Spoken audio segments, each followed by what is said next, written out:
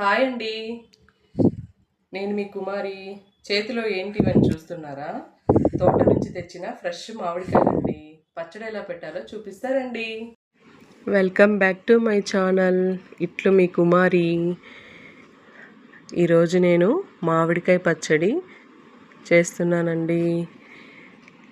దానికి కావాల్సిన పదార్థాలు: ఒక ప్యాన్లో కొంచెం ఆయిల్ వేసుకొని 2 స్పూన్ల ధనియాలు, 1 స్పూన్ జీలకర్ర, 1 స్పూన్ ఆవాలు, 1 స్పూన్ మెంతులు వేసుకొని దోరగా ఫ్రై చేయండి. ఇప్పుడు ఎండుమిర్చి కారానికి సరిపడా, అంటే మన పచ్చడికి కావాల్సినన్ని ఎండుమిర్చి తీసుకోండి. నేను 3 మామిడికాయలు తీసుకున్నానండి. మామిడికాయలు చాలా పుల్లగా ఉన్నాయి, అందుకే ఎండుమిర్చి మామిడికాయలకు సరిపడా నేను తీసుకున్నానండి. కారం తక్కువ తినేవాళ్ళు తక్కువ వేసుకోండి. ఎండుమిర్చి ఫ్రై అయినాక మిక్సీ పట్టుకోండి. ఇప్పుడు అదే ప్యాన్లో కొంచెం ఆయిల్ వేసుకొని మనం ముందుగా కట్ చేసి పెట్టుకున్న మామిడికాయ ముక్కలు ఇందులో వేసుకోండి.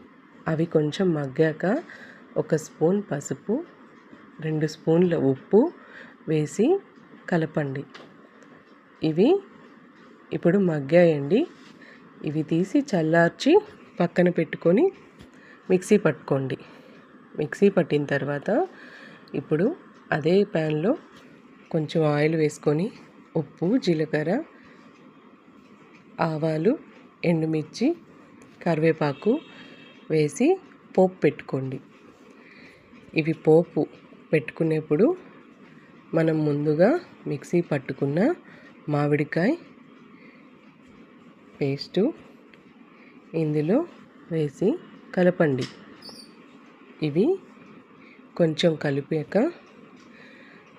మనం ముందుగా వెల్లుల్లి రెబ్బలు పొట్టు తీసి పెట్టుకున్నవి ఇందులో యాడ్ చేసుకోండి.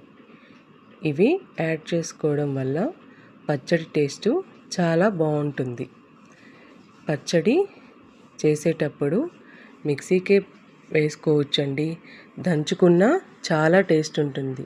కానీ ఇంట్లో దంచుకునేదానికి అవకాశం లేనప్పుడు మిక్సీకి పట్టుకోవచ్చండి. నేను మిక్సీకే పట్టానండి. నా వీడియో చూస్తున్న ప్రతి ఒక్కరికి థ్యాంక్ యూ అండి. మీరు ఒకటి మర్చిపోతున్నారండి. నా వీడియో సబ్స్క్రైబ్ చేసుకోండి. చూసిన ప్రతి ఒక్కరూ లైక్ చేయండి, షేర్ చేయండి. నేను చాలా ఇష్టంతో యూట్యూబ్ చేస్తున్నానండి.